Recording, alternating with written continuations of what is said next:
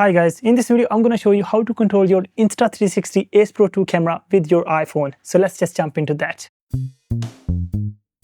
First of all, make sure that Insta360 app is installed on your phone. So to do that, go to your App Store or Play Store and search Insta360. Once you see this, click on the download, and once it's downloaded, give it the permissions it's asking for, which is important to connect your camera to the app. After that, make sure that Bluetooth and Wi-Fi is enabled on your phone. Now, let me just show you how you can set up your Insta360 Ace Pro 2 camera for the wireless connection. So first of all, turn on your Ace Pro 2. So once it's on, swipe down, go to your right, go on this setting tab and scroll down till you see Wi-Fi.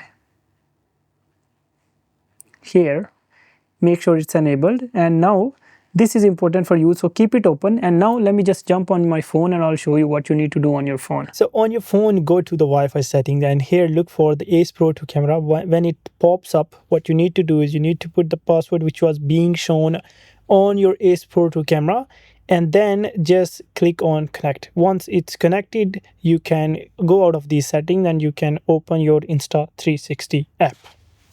Now what's going to happen is it's going to show you the Insta360 app.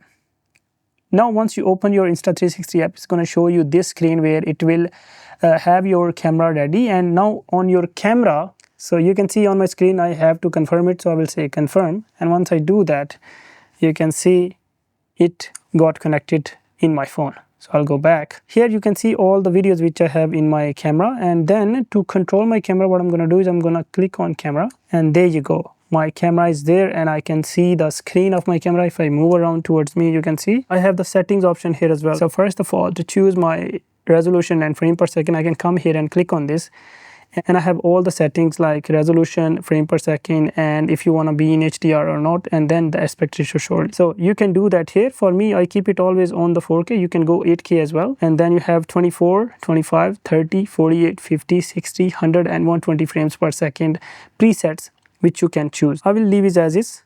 I will go back.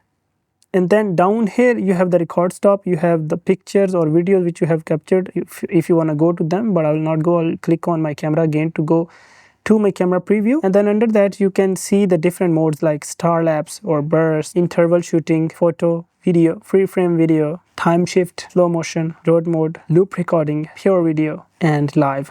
So for live you'll have to set it, but I'll go back. And for every preset here, you have the settings on top. Now, what if I want to save one of these videos on my phone? So I will click on this video. I will click on this share. And then I can just say export to my phone. Once I do that, it will export this video to my phone. You can see it started exporting and now it's there. In case you have any more questions, please feel free to put them in comments and I'll make sure I'll reply to those.